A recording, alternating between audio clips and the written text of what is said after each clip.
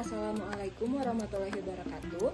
Perkenalkan, nama saya Dwi Alin Karlina dengan NIM 877839578. Di sini saya akan melakukan kegiatan praktikum IPA di SD KP2 yaitu simbiosis. Tujuan praktikum ini adalah untuk mengidentifikasi simbiosis mutualisme, simbiosis komensalisme, dan simbiosis parasitisme.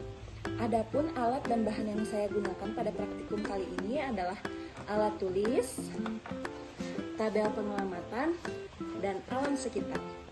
Simbiosis merupakan hubungan erat dan jangka panjang antara dua organisme berbeda jenis yang saling berinteraksi. Yang pertama ada simbiosis mutualisme, yang kedua ada simbiosis komensalisme, dan yang ketiga ada simbiosis parasitisme. Pengertian simbiosis mutualisme adalah hubungan di mana kedua organisme yang terlibat sama-sama mendapatkan keuntungan. Simbiosis komensalisme adalah hubungan simbiosis di mana suatu makhluk hidup diuntungkan sedangkan pihak lainnya tidak diuntungkan atau tidak dirugikan. Simbiosis parasitisme adalah suatu hubungan di antara dua makhluk hidup di mana satu makhluk hidup mendapatkan keuntungan sedangkan makhluk hidup lainnya dirugikan. Contoh yang pertama ada simbiosis mutualisme cacing dengan tanah. Hubungan ini disebut simbiosis mutualisme karena cacing tanah mendapat manfaat berupa tempat hidup dan makanan dari tanah.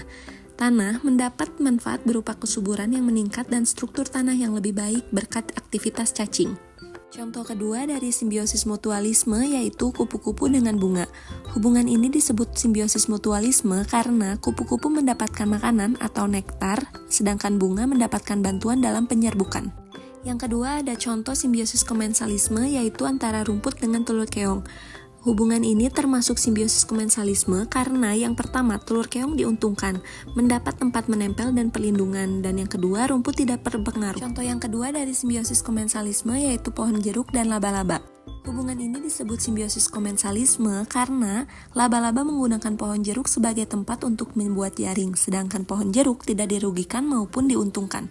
Contoh terakhir dari simbiosis komensalisme ada pohon puring dan tanaman anggrek. Hubungan ini disebut komensalisme karena anggrek diuntungkan yaitu mendapat tempat tumbuh yang baik dan pohon puring tidak dirugikan ataupun diuntungkan. Dan yang terakhir ada simbiosis parasitisme. Ini adalah contohnya pohon jambu dengan benalu.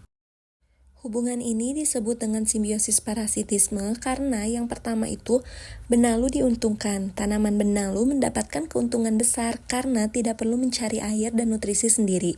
Semuanya itu diambil dari pohon jambu. Sedangkan pohon jambu itu dirugikan karena sebagian sari makanan dan airnya diserap oleh benalu. Dan pohon jambu bisa menjadi lemah, pertumbuhannya terhambat, atau bahkan mati. Yang selanjutnya ini adalah contoh simbiosis parasitisme nyamuk dan manusia. Hubungan ini disebut dengan simbiosis parasitisme karena yang pertama nyamuk diuntungkan yaitu mendapat darah sebagai makanan.